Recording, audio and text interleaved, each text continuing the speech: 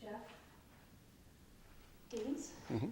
And you've been to different lectures today, so you know that we have paperwork here that you can use to sign up as a student or sign here for your AIA credits. And we also have an evaluation sheet, which I'll give you as the presenter starts. Okay. Jeff Gaines is a senior associate at Albert Kahn Associate, where he serves as a manager of programming and planning. He has 25 years of experience in the fields of architecture and urban design.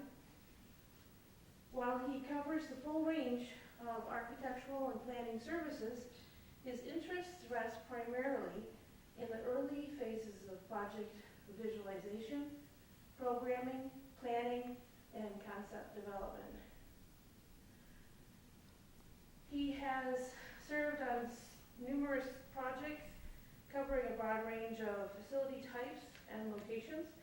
His experience encompasses many master planning, facility planning and design, urban design studies and analysis, and architectural design. He has led the design effort on numerous LEED certified projects and was the founding member and chair of Kahn's Sustainable Design Committee. He was the company's first LEED accredited professional, which actually says a lot because there are quite a few now, probably all of them. We had over 100. Yeah, and chair of Kahn's Sustainable Design Committee. And vice chair of the board of directors for the Detroit Regional Chapter of the U.S. Green Building Council. He is a registered architect in the state of Michigan and a certified planner. He has also taught architectural design and urban planning courses at Lawrence Technological University, University of Detroit Mercy, and the University of Michigan. So let's go ahead and welcome your Thank you, Janice. presentation. We have our obligatory slide that we have to show so that all of you can get your AIA continuing education. So we'll do that, and certainly there are learning objectives that I need to cover for your benefit.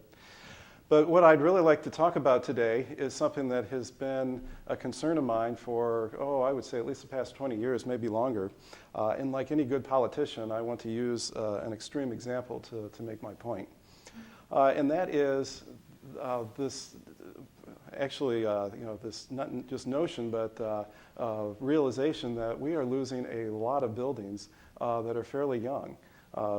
Most architecture students will be very familiar with Pruitt-Igoe, Yamasaki's kind of groundbreaking design element that he came up with back in the 1950s, designed very well, but not implemented very well. And what became a component that was to raise the poor out of their extreme poverty and give them a better shot at trying to fit in with society, became something more of warehousing the poor. And it didn't last very long. I think it didn't even last 20 years before it met the wrecking ball. And so many other buildings are meeting that same fate.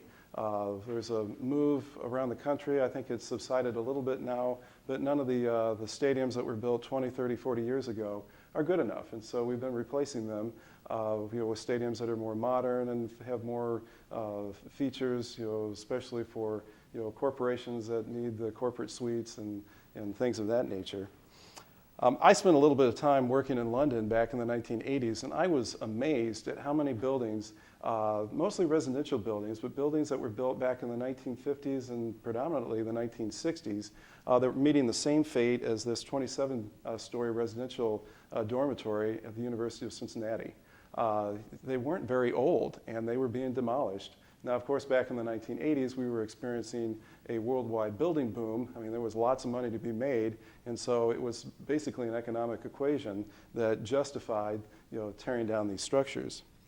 And there's many, many structures. I'm sure several come to mind as we think about this. One that's close to home, which is awaiting the wrecking ball, is Summit Place Mall, just to the west of downtown Pontiac.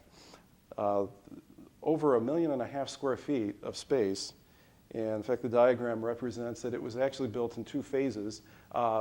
Victor Gruen, back in 1957, set precedents when he developed Northland Mall. It was really the first of its type, and it was here in Michigan, just north of Detroit. It wasn't enclosed. It turns out what used to be the Pontiac Mall was the first enclosed mall, about 5 years later. And it did quite well over time, and it set the formula for many malls around not just this area, but throughout the country. Oakland Mall worked on the same formula, many others throughout the area. In the 1990s, actually late 80s, early 1990s, the mall was more than doubled to really keep current with some of the other malls that were going on. So I really use that as kind of the benchmark in terms of when that mall really came into its own. And within 20 years, this mall is closed. In 2009, they closed the mall. Most of the stores had already moved out. And there are a number of reasons for that. Primarily, I believe it's a Great Lakes Crossing outlet mall opened up about that time, and the mall just couldn't compete. I think there were probably other reasons, that led to its demise. But regardless, it's a shame that the amount of time, effort, resources, thank you, were wasted. And this mall, they are looking for developers to take over, and they have every intention of knocking it down, just like the previous buildings we've looked at. And of course, the concern that I have is that in this day and age, as we're becoming much more aware of, what our needs are, our growing population, we really can't afford to be throwing buildings away in a consumer-driven mentality. We could talk quite a bit about how appropriate that is for other industries, the automotive industry, the cell phone industry, but buildings, most countries will view a building that is 200 years old as still an operable building, worthy of preserving and maintaining. And they don't even use the word preserve. Antiquity doesn't set in until 400 or 500 years of age. But with the examples I'm showing, 20 years, that's absurd. So I want to back up and talk about sustainable design. We've been talking about that all day. I'm going to take a much more lighthearted approach. So this is one you can sit back. You don't have to, to worry about some of the facts and figures getting overly complex, because quite frankly, I don't deal very well with that sort of thing. I'm more interested in the more broad picture. And what is so important about sustainable design now for us? And I think it's quite simple and straightforward. And that is that our population is growing. It continues to grow.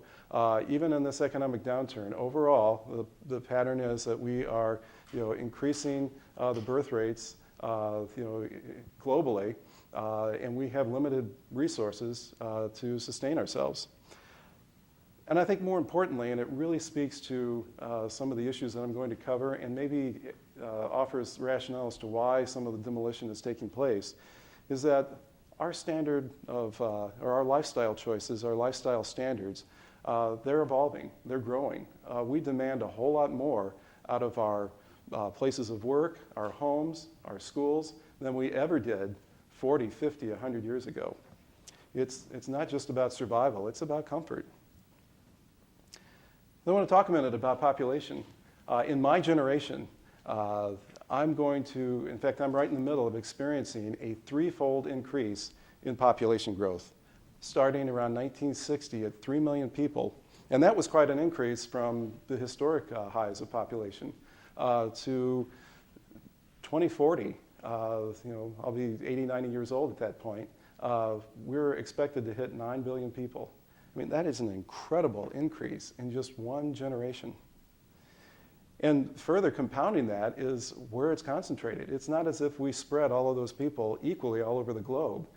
They're concentrated in urban areas. So there's some rationale to be made for that in terms of other appropriate land uses in those areas that are not highly populated. But that's a lot of people to go in these finite regions of the planet. And of course, with all of those people, there's a much greater demand on our natural resources, especially fossil fuels, to produce energy, electricity to be able to power our buildings and the devices that we use to sustain our way of life.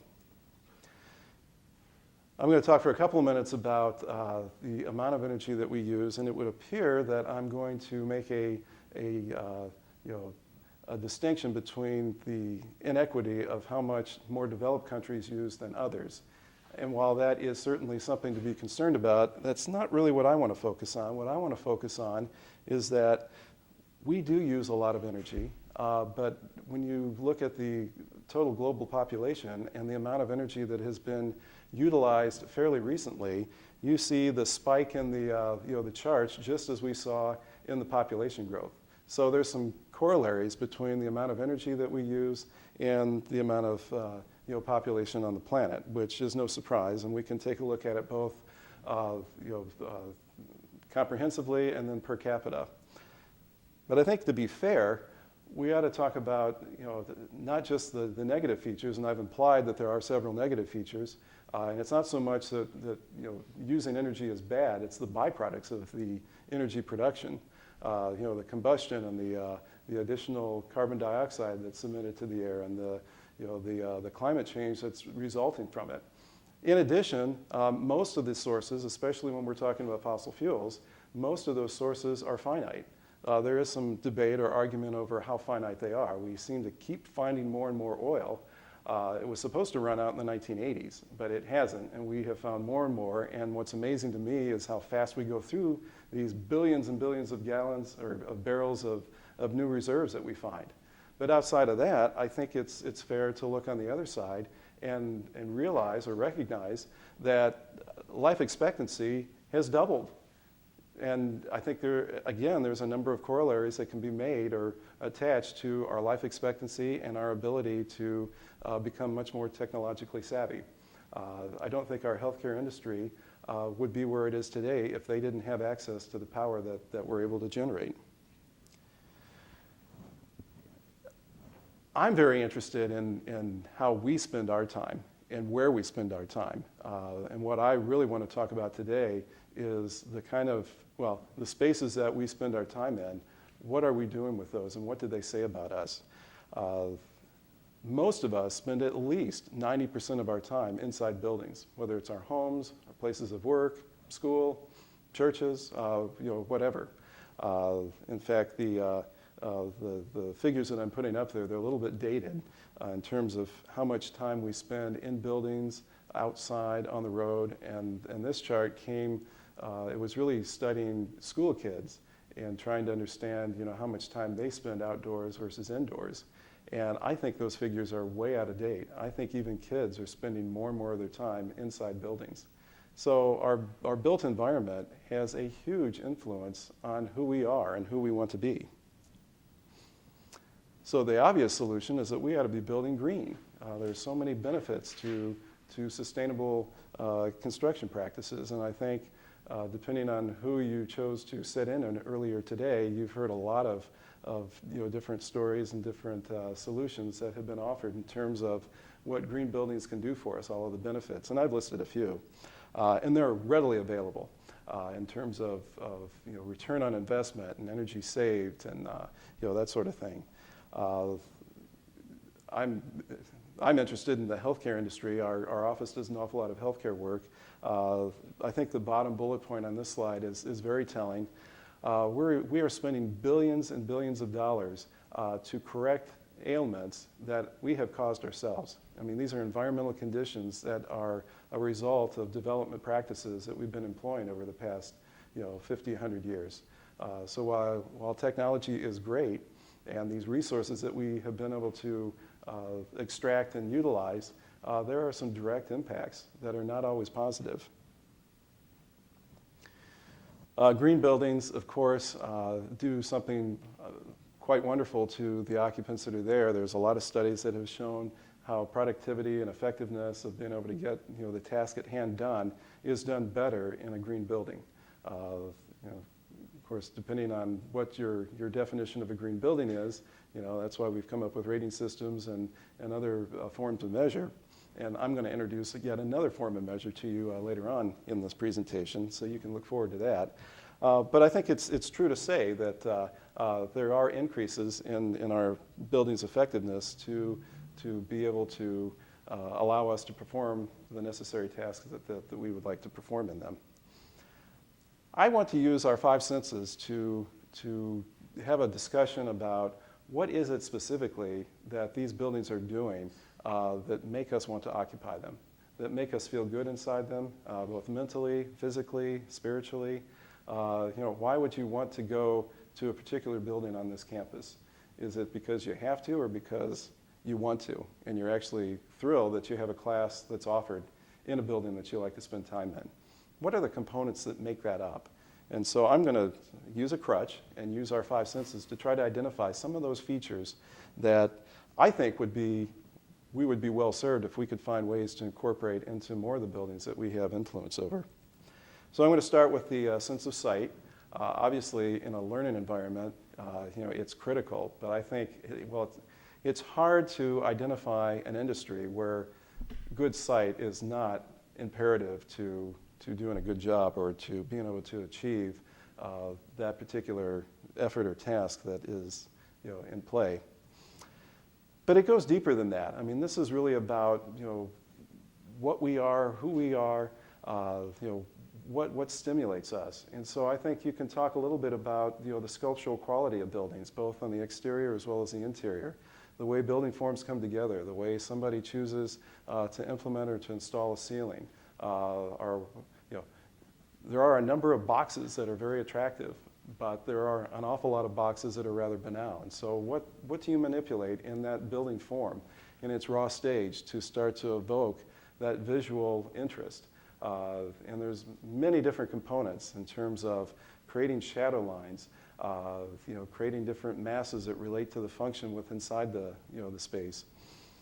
I've listed a few of them, and I think one of the things that I'll harken back to again and again is that the location or the uniqueness of a particular typology, a particular site is a good starting point to really take full advantage of, to understand what that building is all about and try to express it with the physical surrounding or the physical surrounds of that building. Lighting, there's a number of architects that have said that good design is really all about lighting. Le Corbusier is one prime example that the way light entered the building, the way that the building, I really should reword that, the way a building allowed light to enter it was everything in terms of how a building is perceived, whether it's a positive or a negative experience. If we take that viewpoint that daylight is that critical, I think we have to take a hard look at what daylight really is. Most of us find it very difficult to go out on a sunny day and read a book. It's just too bright. It is all about the control and the manipulation of daylight to receive or to achieve the desired result. So we've got to be cognizant of what mechanisms are necessary. It's not good enough just to put a bunch of windows in a building. A glass box, from a modernistic standpoint, is an ideal component to or approach to make, especially from an interior standpoint. I think many of us love the idea of floor-to-ceiling glass curtain wall, where we've got plenty of views, especially in a high-rise building where the views are spectacular. But it can be just as devastating if we haven't taken the steps, to properly control the daylight. Excuse me.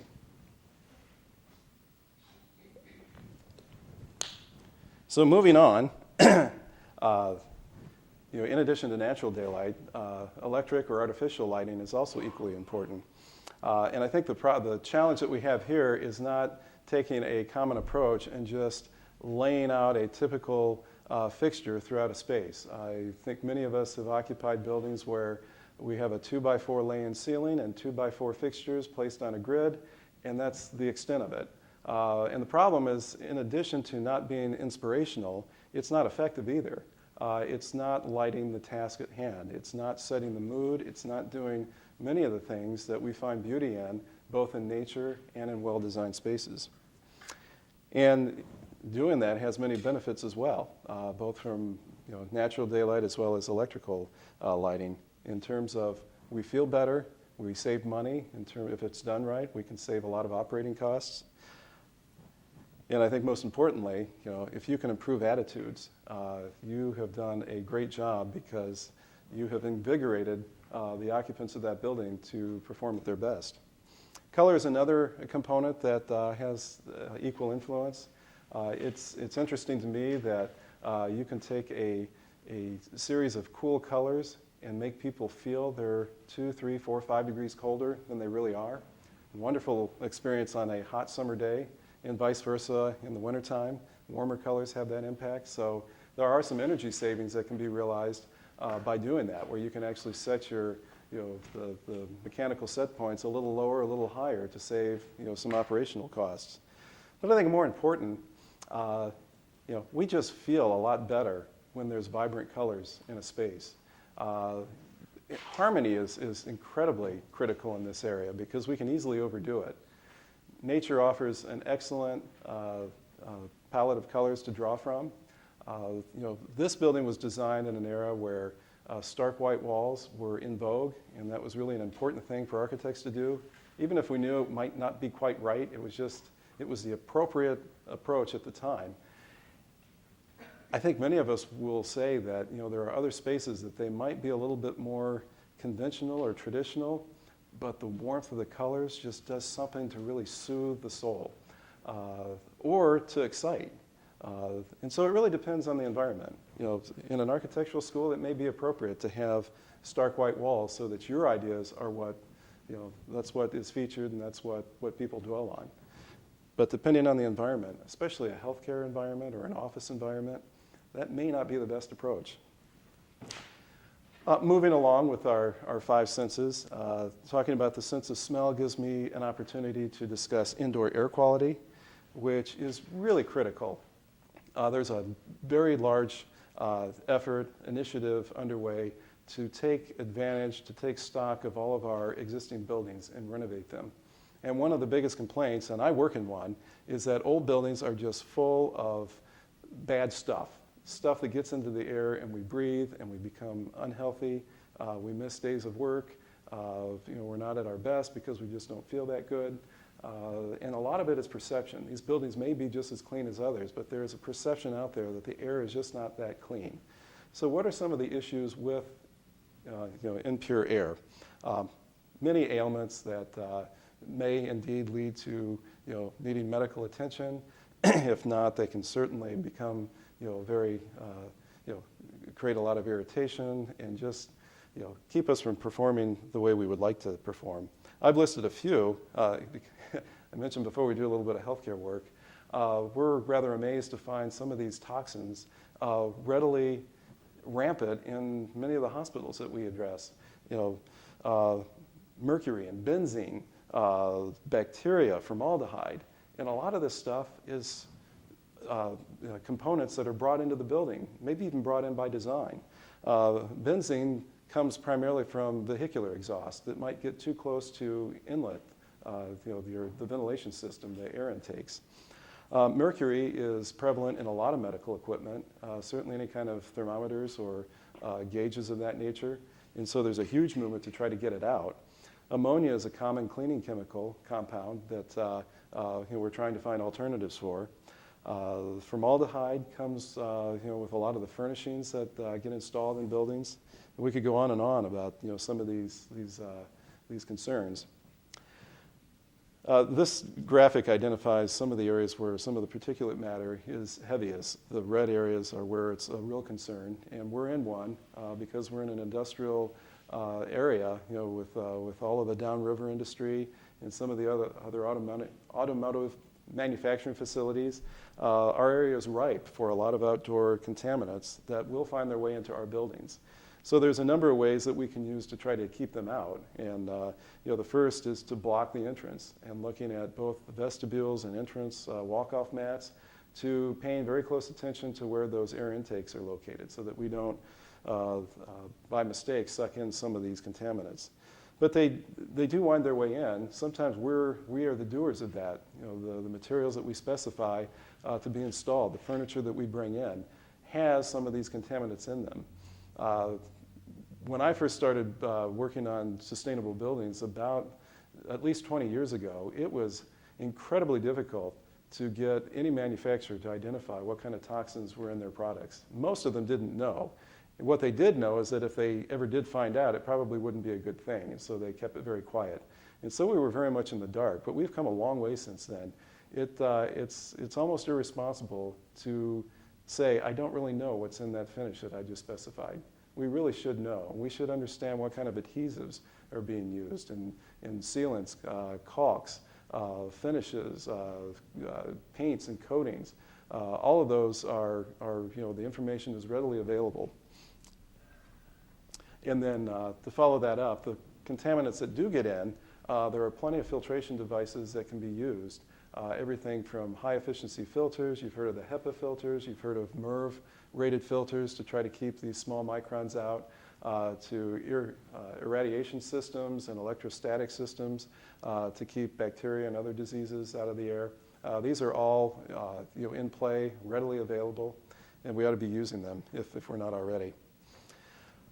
But it does start with us as designers, and I'm assuming all of us in some form or fashion are either in the building industry or are trying to get into the building industry, and so you do have influence on you know, how these buildings function, how they operate. So from a design standpoint, you know, probably the big takeaway here is, and it's nothing new, we've been doing this for at least 100 years.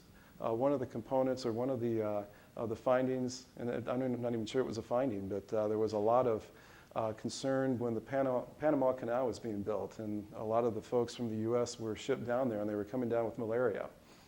And I'm not sure we understood fully at that time what was causing it, but we knew that bringing fresh air, making that readily available to the workforce that was down there was key to their recovery. And they were being housed in bunkers that were incredibly tight and in very enclosed conditions. So that was one of the solutions to try to cure them. So that has not changed. You know, a lot of the things that we are doing in the name of sustainability are not new technologies whatsoever. We just need to learn to understand why they work so well when they did and how they can continue to work well in today's age. During construction, there are a number of things that can be done. We can put this on the contractor, but we can help as designers, you know, to make sure that these contaminants are not getting absorbed or locked into the building. I've done a little bit of home renovation in my past, and I remember talking to a buddy of mine who had a bad day, and he came in and he says, I was hanging drywall last night, and remember my neighbor's cat was kind of wandering around the house, and my neighbor can't find their cat anymore. I think I accidentally closed the cat into the wall I was drywalling. Of course, he was very sad because he now had a potential pollutant that was inside his building that was going to cause him a lot of problems if he didn't address it. But that kind of stuff, and that's rather extreme, but you know, that happens all the time where a lot of these materials are left out in the rain, they get installed, mold has started to grow, and you know, once it's locked in place, it's very difficult to get it back out because it will spread. And then during occupancy, the facility managers can do an awful lot to keep those contaminants out, eliminating those hazardous activities that create the noxious fumes and contaminants that pollute the buildings, as well as you know, maybe scheduling certain activities so that you know, we can keep those pollutants at bay.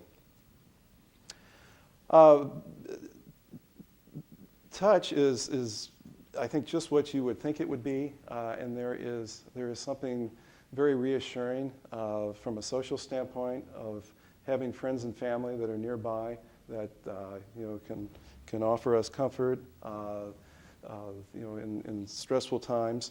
I think buildings can do something similar. You know, they're not a replacement for the social connections that we have, but I think we sometimes indirectly treat buildings the same way. I mean, there are things that we recognize in a built environment that either welcomes us in or maybe puts us off, and we feel that maybe that's not a space that we belong in. And it may be because of the way it's configured, the materials that are utilized. So, there is that opportunity to engage people in this sense of touch.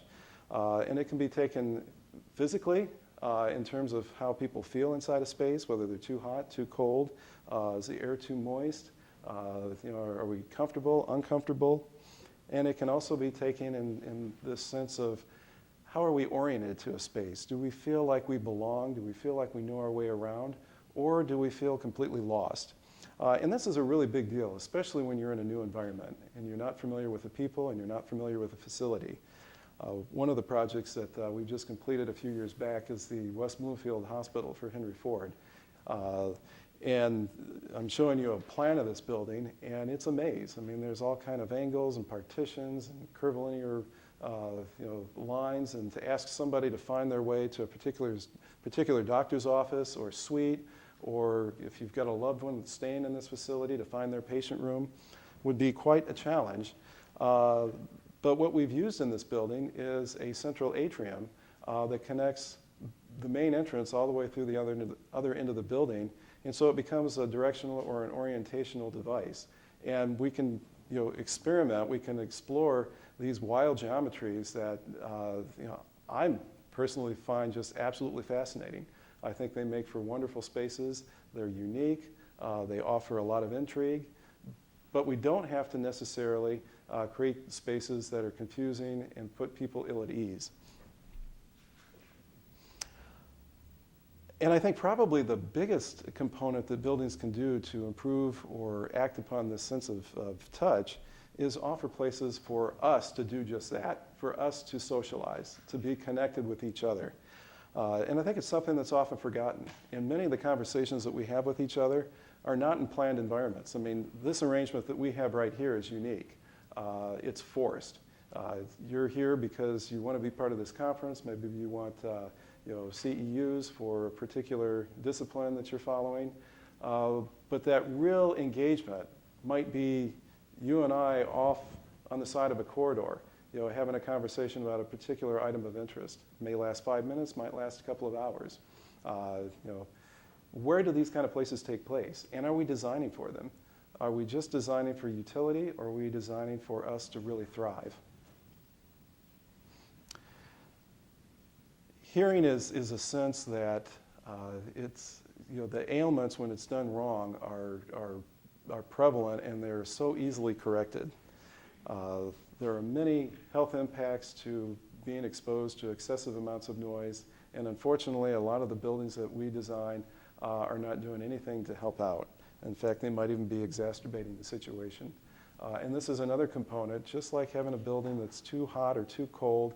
When we're uncomfortable, we don't perform at our best. And here, not only do we not perform at our best because we may not understand what folks are saying, but there's actually physical harm that could come to us, in the form of stress or more serious disorders, especially if these are conditions that continue over time.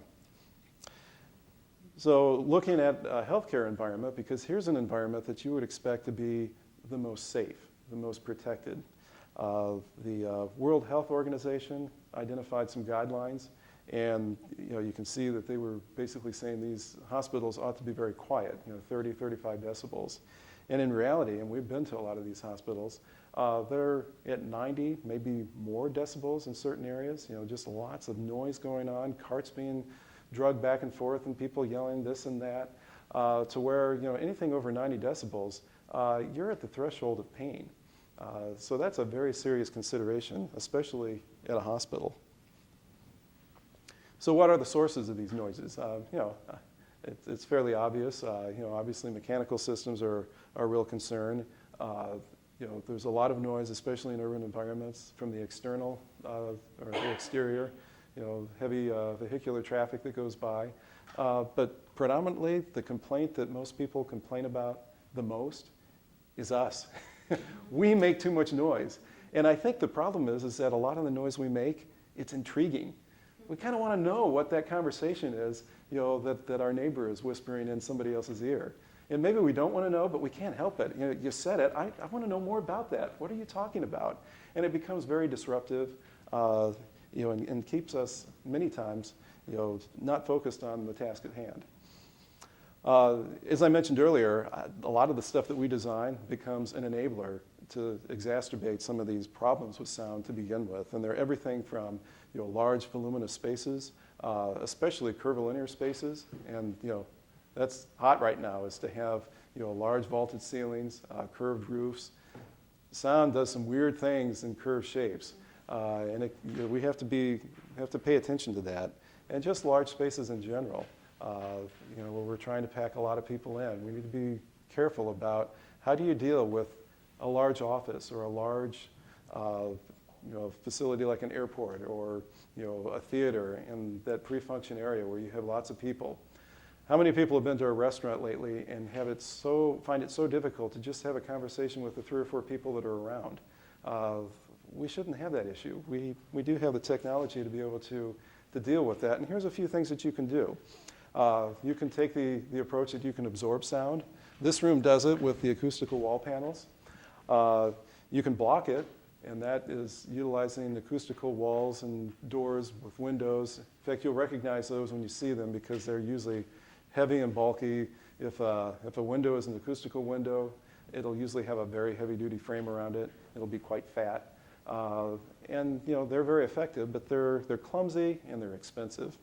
The other option is to just cover the sound up, which seems counterintuitive, but that's the whole idea behind white noise. And what we found over the years, especially when we got away from a lot of closed offices in the office environment and everybody went to open office workstations, you know, they couldn't concentrate because there was so much racket going on. And instead of making the partitions taller, which, you know, had a whole different set of impacts, the idea was to bring in white noise. And you couldn't hear the conversation that your neighbor was having. And you started to tune out that white noise. You just blocked it out. So these are very effective means to try to deal with that. And then the last sense I'd like to go over, and I want to do it quickly because I've got a few more slides I want to cover, is our sense of taste. Historically, it has been suggested that some of the things that we find comfort in go all the way back to our ancestry when we were in survival mode, you know, out on the prairie, living in grass huts. And the things that we took comfort in, or that we take comfort in now, that we're not quite sure why, might actually harken back to an era where not only was it comfortable, but it was safe. So it's something to you know, consider, because I think buildings they really say something about us. You know, they talk about who we are, who we were, who we'd like to be. If they're not doing that, they're missing an opportunity to really further, you know, our sense of well-being. And you know, a couple of images that kind of get at that. You know, there's something very attractive about seeing this Pewabic tile in an art wall that's down at the Detroit Medical Center on their campus. Those colors are just, they're bright, they're cheerful, they're inviting. But I think more so, our spaces ought to enable us to perform at our best. And many times that's just being able to set the environment up for us. You know, I might like a little higher light level for a particular task I'm doing. I'd like the room a little bit more quiet, where my neighbor might prefer a little bit more noise, or the task has changed and now I need to change the light level. And how many times are we captive in a particular space where we don't have any control? We can't even open a window.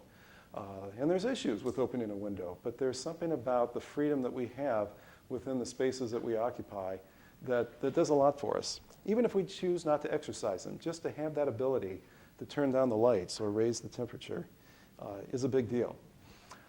This may be an answer to some of the demolition that I showed earlier, is that a lot of these buildings were designed for a particular use. And when that particular use was no longer valid, there was really no valid need for that building anymore. I think we need to recognize that the way we utilize buildings has changed. Just in the last 5 or 10 years, things have changed. And we can design for that, and we can make some pretty cool spaces you know, by doing that. And then lastly, I think it's only fitting nowadays to talk about how buildings can help us be a little bit healthier. Now, I've been trying to do more of this. Instead of going to the vending machine, and I know where, any place I'm at, I know where the vending machines are. I know where they're at in this building. And there's something about, well, I keep trying to convince myself that drinking a liquid that has the same color as used motor oil is probably not a good idea. But I continue to go down and feed the machine to drink pop. And I'm wondering that, what if buildings could do for us what some of these outdoor markets do, where you walk by and, I might not like tomatoes or I might not like cucumbers, but that looks so darn good. I need to have one. I need to buy one. I'm not even hungry, but I want to eat that piece of fruit. Why do fire stairs have to be so dreary? Why couldn't a stair be something like the Paris Opera House, where not only do you want to use it, you want to be seen on it? We could design buildings that way. It doesn't have to be drudgery to walk from the parking lot that's way out on the back 40 into a building. If there are gardens and sculpture and things along the way that enlighten us, it can be a very positive experience. So I've gone over a few things that I think make for a better built environment. They're pretty broad topics, but I think they get at the heart of some of the things that we pay attention to, maybe inherently, that we would say, yeah, that's a successful building. That's a place I would like to be. I want to spend a few minutes talking about how do we implement that. Are there any strategies that we could use? We were approached by General Motors about a couple years ago, and they had just come out of bankruptcy.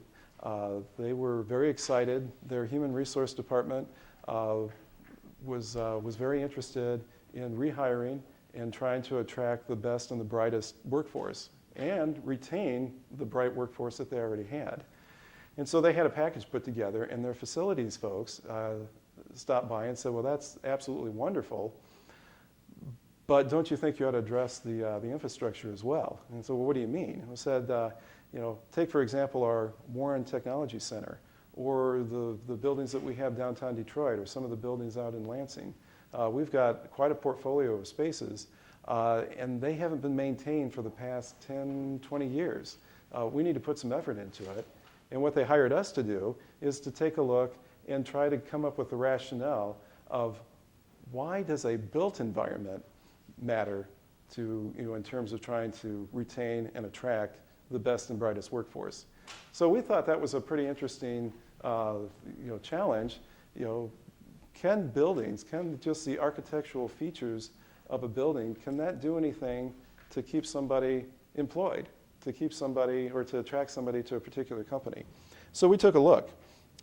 And these are some of the companies we looked at. Most of them are Fortune 500 companies. I will admit that some of these companies were clients that we did work for, and we thought we did a pretty good job, so we included them in our mix. But we looked at about 18 different corporations. We looked at their infrastructure to find out what, if anything, was in common with others in terms of offering that built environment that was really attractive.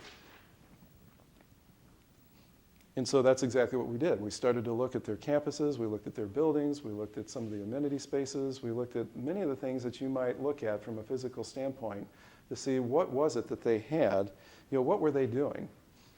Now, one of the thoughts is that, well, you're going to come back and tell us what kind of amenity spaces we need. You're going to tell us how many organizations have daycare operations, how many have a cafeteria, and then we'll decide if we want to spend our money on those kind of features.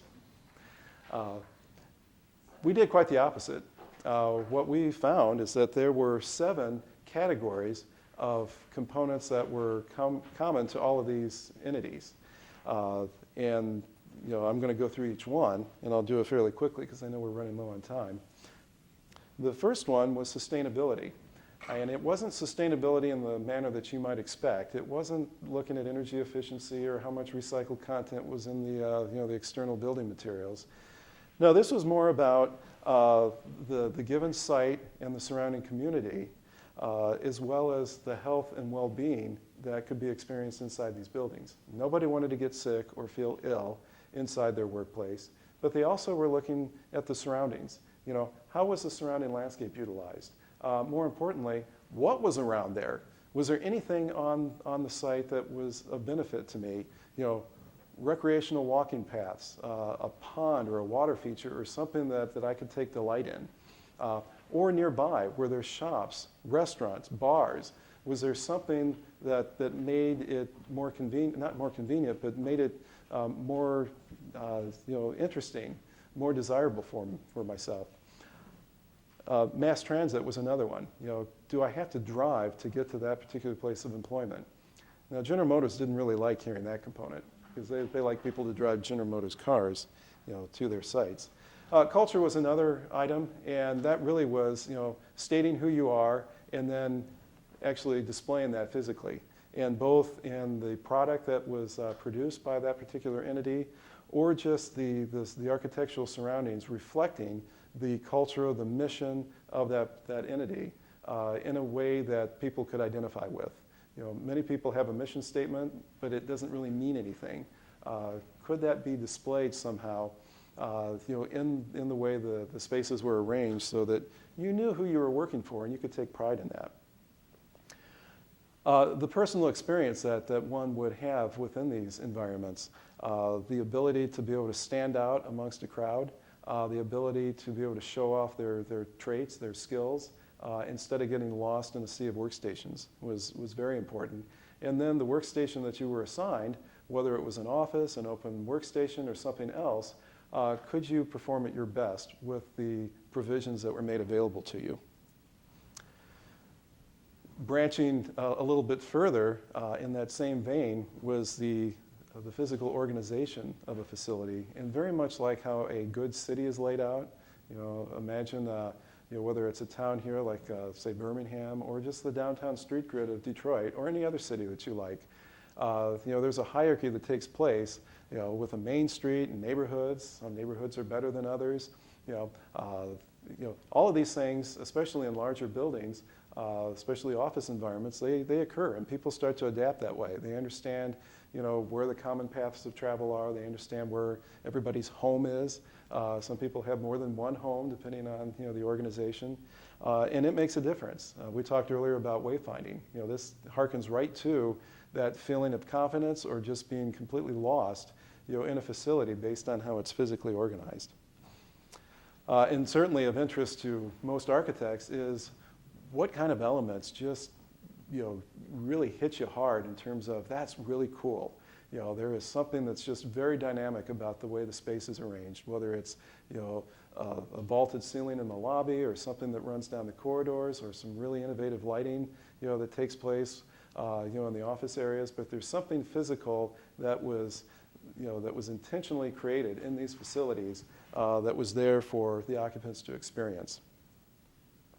And of course, we did talk about amenities, and that was one of the 7 components that we looked at. And it wasn't just what I consider a direct amenity, which would be something like a cafeteria or a balcony, a terrace to utilize, or an exterior space. It was also those indirect adjacencies that you could take advantage of that the owner didn't have to pay for.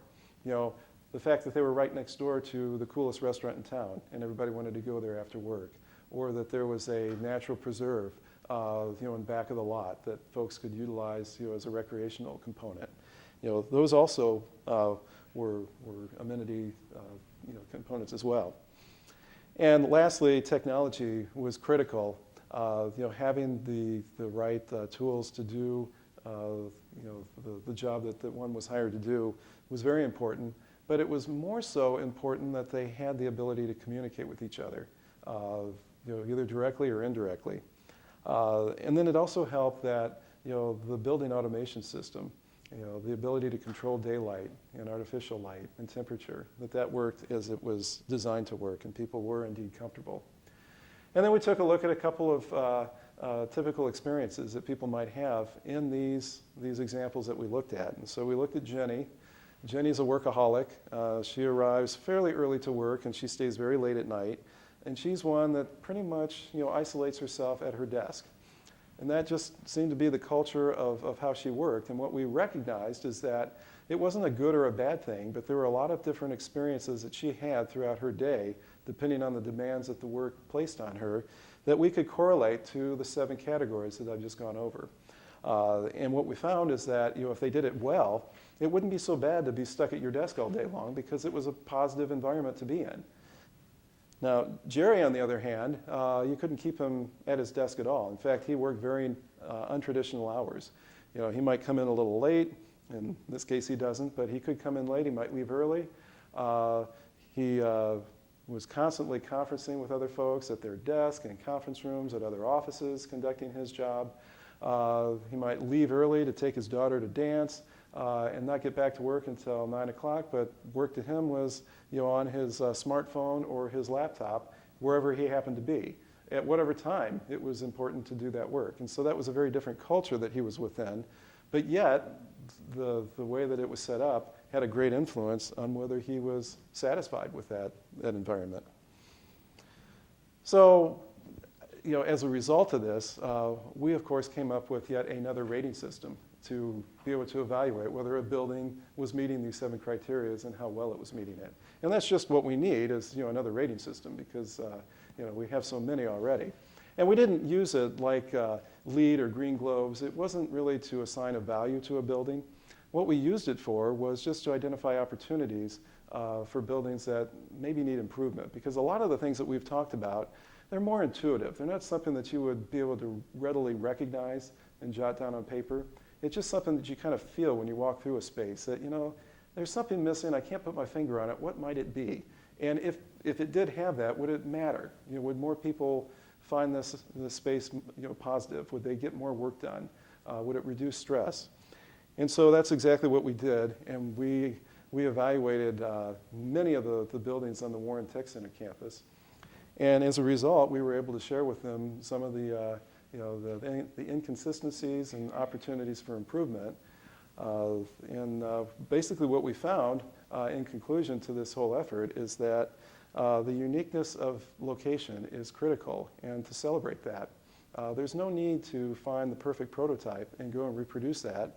You know, after you've had a couple of something good, you start to tire of it. It's not so good anymore. But what's really interesting, and you know, just from a personal standpoint, you know, the people that we choose to associate with, you know, they're not all clones. You know, they all have different personalities, different characteristics, and you know, while sometimes that might agitate us a little bit, in the end, it makes for a very rich experience that we very much like. And so that's really what this is getting at: is what is that rich experience that you know, that we can try to employ in the designs of the buildings that we create. And so we did offer up a what we call a capital planning tool. It's really a prioritization tool to, first of all, identify what are the conditions as they exist, what are the shortfalls, what are some opportunities to make up for that, and then to try to prioritize based on the funds that are available, where do you want to spend your money and what kind of outcome are you expecting, and did you get there? And if you didn't, why? And then what do we need to do to, you know, to try to, you know, to rectify that situation? I'm going to be very quick. This is the last segment I want to go over. But one of the topics that Janice Means was hoping to cover, and I'm not sure she found anybody to do it, was to talk about sustainable design for extreme conditions. And so I'm going to try to talk about what we've just gone over with this topic, and I'm going to use data centers as an example. And I think that's pretty extreme because the data centers I'm going to talk about are unoccupied. I mean, these are bunkers that are built on the back 40 that the only purpose for them is to make sure that, you know, your Google and Yahoo and all the other social media and all the data that you have, that it never ever goes down. There's very little concern about what the building looks like. In fact, you can see from one of the images on this slide that is a pretty butt-ugly building. It's not going to, you know, highlight anybody's spirituality because of what was done in that building. But is that the right thing to do? Before we go there, though, I want to give you a couple of some background information on how data centers, you know, what kind of criteria they're designed toward. We've done a number of them. We're doing a lot of work with commercial insurance corporations, and they have a great need to protect the data that they have. Not only is it, you know, personal data that you know, that their clients would not want released, but there's a lot of federal regulation covering that they by law cannot allow to be released. So data centers are critical for them, and one of the first things that you talk about is redundancy, because these facilities can never go down. So you can never lose power. You've always got to have backup power, and the backup power, it can never go down. So you have to have a backup to the backup. And it goes further than just the utilities, that service these facilities. It's also the physical enclosure. You might have 2 or 3 roofs, a sacrificial roof, in case a tornado or a heavy storm comes through.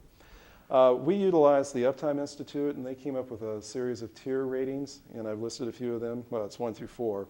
And it really focuses on the number of redundancies, and not just physical and utility redundancy, but also operational or process redundancies. We just dealt with the physical redundancies.